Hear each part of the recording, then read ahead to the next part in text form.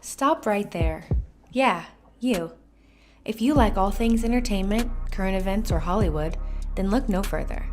Creator to Creators, hosted by director Meosha Bean of Horror Noir, interviews filmmakers and creatives from around the world. Join in on the fun, guest celebrities, and informative information to have as a creator. Hit subscribe and stay connected to Creator to Creators. Hey guys, welcome to Creator to Creators today. Today we have a special guest. Kirsten Keeton. Hey, welcome to the show, darling. Thanks for having me. Of course. Thank you for coming. I love talking to people and just hearing about the journey. And I always say it starts where, when we're young and how that just kind of will tell you where we're going to go, like the things that we're doing when we're kids. So tell me from the beginning, where are you from and what was your childhood like growing up? Oh, I was born in Los Angeles, Van Nuys to be specifically, but raised in Bakersfield, California, for the majority of my life. And as a kid, I like to do anything involving creative arts projects. That was my jam. I did a lot of art, a lot of hand drawing, a lot of painting. I had a godmother, rest in peace, who used to buy me a ton of art books, how to draw books. And she used to do art herself. She was a really amazing artist. And she would send me, and she was into everything too. She was still watching cartoons. She watched anime. So she would give me all of her art books that she wasn't using anymore. And I used that to kind of, learn how to draw because she saw I took an interest in that. I used to sing in the church a lot because my whole family did, my cousins did. So it was like a whole, family thing. And my mom and all my aunts and my grandmother would all be, singing in the adult choir. We were all in the kids choir. And so I did love to sing. I loved to dance. I was in ballet when I was younger, gymnastics. And then as I got more into junior high, it was more like, contemporary, like modern hip hop dancing and all that good stuff. So yeah, all the way around. And throughout that time, I also loved movies and film. And early on, my dad actually used to make music videos with his camcorder. So he would make a music, like him and my mom filmed one of him singing like Luther Vandross with him sitting in a chair next to a fire. And then he started making some with us. And so my brothers had music videos to like Casey and JoJo and Cisco. And they were all really creative and funny. Jay-Z. Like one of my favorite ones that they did that I actually got to be in was if you heard that Jay-Z song, Come and Get Me, Yeah. we got to do a music video with that. And we got to wear our nice, my parents, they got us some nice coats. And I had this nice fluffy white one. Bobbing in the background, acting like we're playing dominoes. That's so But yeah, cool. he would tape it piece by piece. And I remember one of the music videos I got to do was Lauryn Hill's X Factor. And mind you, I was in the 5th grade. And I ended up singing that for the talent show too, which is so wholly inappropriate in retrospect. But my 5th grade teacher, Mrs. White, she really gave me the confidence to do that. But yeah, I was always a very didn't seem like I was that talkative or outgoing, I guess, until you got to know me or until I got to do something creative. And then you wouldn't hear me stop talking. But yeah, that was what I was doing. I used to, of course, like a lot of girls, makeup dances with my friends in junior high. But as far as film and movies, always been exposed to everything. And even stuff I had no business watching, I was watching it. I was taking it all in. That's how I learned a lot of stuff that I know. And then of course, your parents, fill in all those blanks, for you sometimes, or sometimes they start something and then you watch it in a film and then you kind of understand even conversations you aren't supposed to be a part of, per se. But it helped kind of, watching all those movies and TV shows and help build an understanding. And so in my mind, I feel like I've always been very kind of realistic about things because they were very, they weren't open books when I was younger, but they were very kind of forthcoming about things. Right. Yeah, I remember one time in 6th grade, I'll never forget, we were having like the sex talk. And it was only because I brought a permission slip home because my health class was like, hey, we're going to talk about sex, so your parents have to sign this permission slip. And it was like during PE, it was like this little mini series, which is not enough in my honest opinion, but whatever.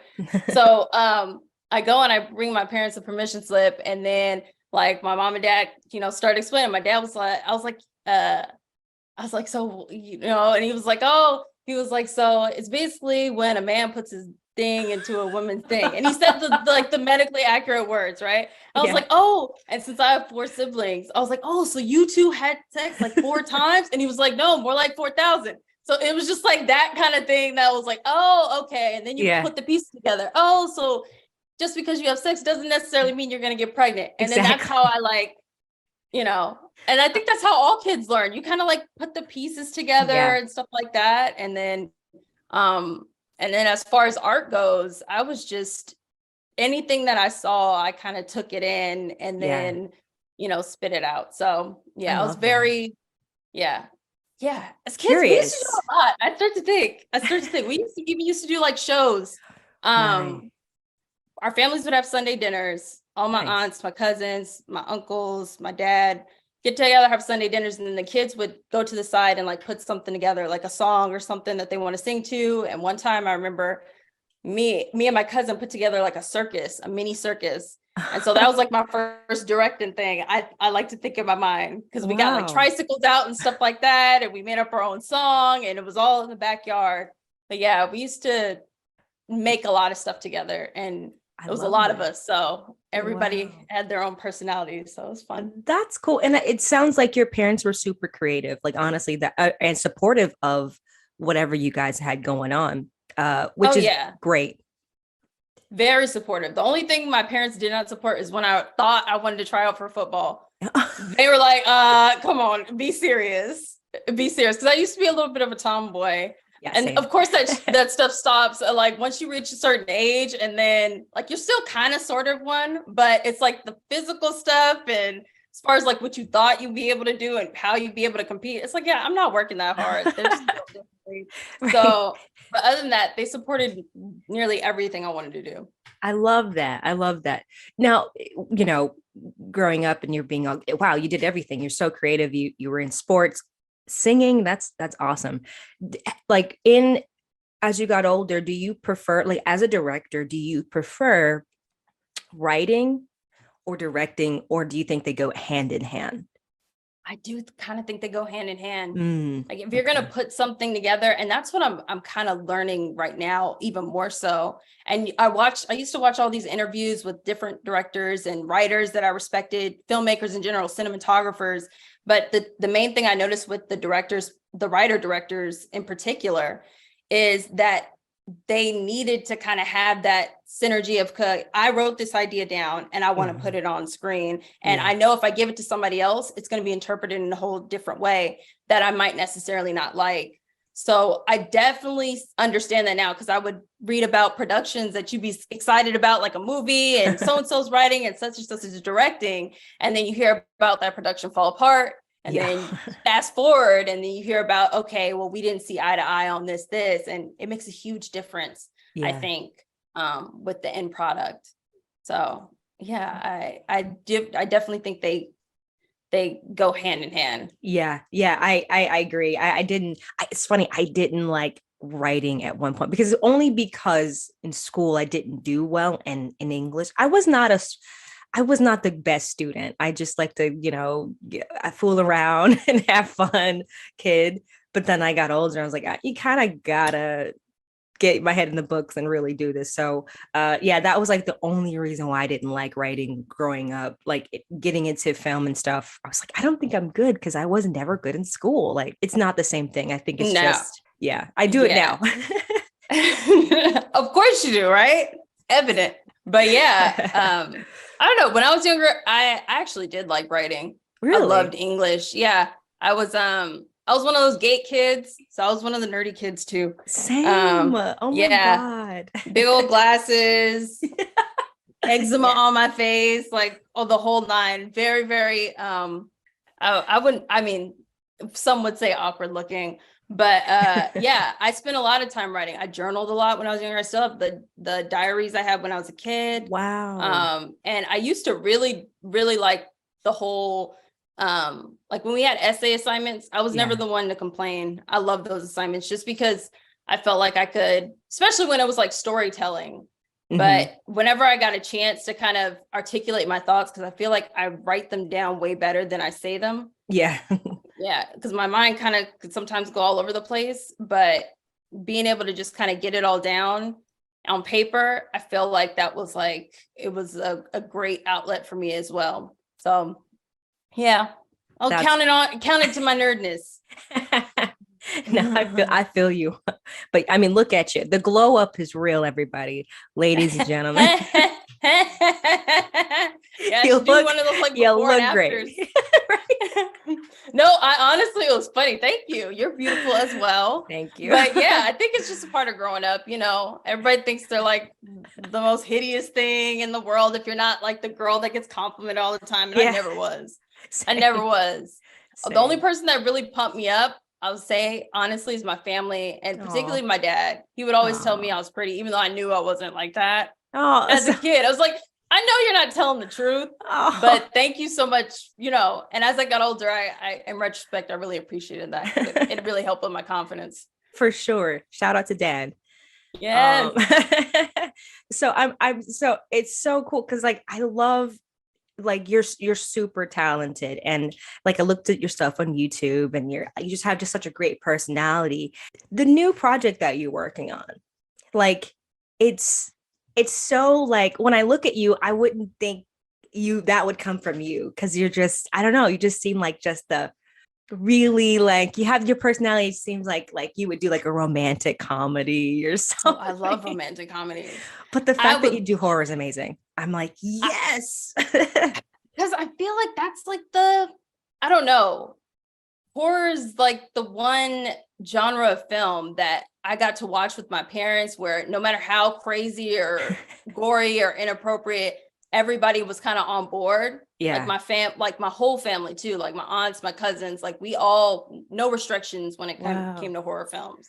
So I think, and there's just like an element of comedy in it sometimes, depending on how you're watching it. You know what I mean? Yes. That makes it kind of disarming in a way. And it's easier to watch that kind of film in a group than say a drama or, you know, even sometimes romantic comedies. It's just kind of like, you're not going to hit it every time with everybody because not everybody's into that kind of comedy. But with horror, you find a lot of things that maybe aren't supposed to be funny that are funny or, you know, scenes that aren't so scary. They'll be funny and you can still enjoy the film even if it's like a shitty movie, you could still enjoy it in any context. And I think that's why I respect about the genre the most, is just how malleable it is. And it's always been like the movies, the kind of movies that I get the most excited about. I love that. Okay. I love that. I do. And so we don't see too many, you know, I like the fact that you're doing horror. Do you consider yourself a horror filmmaker, or do you consider yourself like just a filmmaker in general that just you like making that genre? The latter. Yeah, definitely. Same. But people think I'm like, I like horror. I do, but I want to do something like crazy, like a Bollywood movie, something crazy that you wouldn't think I would do. Like, because I feel like you can put yourself in a box and then that's all people see you for. Yeah, you definitely can. But it all depends on how you know, if you're writing it, you know, that's where you plant the seed right there, that you don't have to be restricted by those kind of notions, and whatever tag people want to put on it, they can put on it. But you can branch out if you want to, girl. You're a writer. You know what I mean? You're not going to allow people to put you in a box. Right. Absolutely. Amen. Talk about a little bit, deliver us, like, you know, for the people that are listening, what inspired that? And what do you want people to walk away with once they watch it? Okay. So what inspired it? Honestly, of course, it's one of those stories that came about during the pandemic, right? So I was visiting my parents a lot, and then finally was just like, hey, like I'm chilling with y'all until, you know, this whole thing shakes out. And all my best ideas, honestly, I brainstorm with my mom. Like that's who I bounce off of a lot. My dad has some good story ideas too, but they'll always be like, hey, Kirst, I thought about this, write that, da, da, da, da, da. Well, it was one incident where my cousin, she was getting her packages sent to my mom's place because she used to live there before she moved to Atlanta for a little bit. She was like subleasing a room. And so then the packages kept coming, but they weren't stuff that she ordered. And it would be like random stuff like a doggy bed, men's XL t-shirts, humidifier. And they kept coming for like a good, like, I would say like a period of like 6 months. Wow. And no idea where they were coming from. And I was like, and me and my mom were like, that gotta be like a good idea for a story. And then I just started kind of building on that, like, ooh, what would be in the boxes and what would prompt this kind of thing? And how would you react? I mean, we can't stop these boxes from coming. How would you stop some boxes from coming that were just coming to your house? And how would you get rid of them? And it became like that kind of thing. And I was just like, oh my gosh, I want to write about this. And then like a lot of it's changed, like from like the first draft, of course, like from the first draft to where it is now, so many things have changed about it. But I am excited. I'm currently working on the feature version of it because I think it'll delve into a lot of things more, but I want to explore familial relationships mainly. And then also this idea of consumerism and, how even myself during the pandemic, and I'm sure a lot of people, the most excitement I got is when I ordered something that I knew I ordered and that it came in the mail, and just how happy you are to kind of have things that you really don't need. And it was like, it was already a problem when I lived in LA and like my apartment, but it was an even bigger problem when it's like your home address, like your mom's address. So it's like stuff, it's not going to get stolen. Right. And then just stuff can come even more frequently. And I was just, And then as I started thinking about those two things, I was like, oh, I can put together a good story here. And then the other stuff came, like the influencer aspect came. Actually, after I sent a draft of it to my friend and her husband, she's an actress and he's a DP. And I originally had the main character, Joy, as an author. And they were like, you should make him an influencer. And I was just like, actually, that's a really good idea. The Pell package thing and the PR package thing, I can make it tie into the story really nice. And that's another layer of, something to say without me trying to say something. It just became that. But it's nothing to shame anybody. I think more so it's about familiar relationships and how if somebody's on one trajectory, then it could cause friction with another person that you used to be close to, specifically with like somebody like a sister or a cousin or a brother. And it's just exploring that, because I feel like that's the relationship that has most changed personally for me from when I was younger to now. It's just how different, family is when you get into adulthood and you're not around these people every day. Yeah. How much the dynamics change and how kind of sad that is. So I wanted to really kind of dig into that and, I'm excited. Found some things. Yeah. Oh, yeah. No, it's great. And I mean, for those who don't know, I'm actually a part of the project. Yeah, full disclosure. Full disclosure. No, I would bias here. Oh man, no, thank you so much for having me on it. I'm so excited. Like, I think I told you before, I was like, I've never worked with a female director, so I'm like stoked. I mean, you work with me, like, and no bias to men. I love men. God bless you guys. But starring a woman character versus it coming from a man's perspective, I'm sure it's great, but it's just not the same. Like, women just have a different way of telling stories. I don't know. Do you feel that way about it? I definitely agree. I definitely feel like when it comes to certain like actions that certain female characters take, sometimes you can kind of tell when it's just like, oh, that kind of doesn't, it doesn't really mesh with how it really is, but this is their story, you know what I mean? So let them have that. But I definitely hear where you're coming from. It's different. But all kudos to men. I got a lot of male producers. Yeah, we love y'all. A man, a producer who happens to be male introduced us. And actually mentioned you. So Thank you. Yeah, that's how we got introduced. Jay Scott Goldberg, shout out. Thank you, Jay. But yeah, so all the producers too. Terrence Kelsey, Jason Hampton, Ivatrice Littles, all you guys. What's up? Darren Scott. Hey. You know what I mean? Shout out to you guys. But yeah, we love guys here. We love guys. Yes, absolute love guys. But yeah, women in film.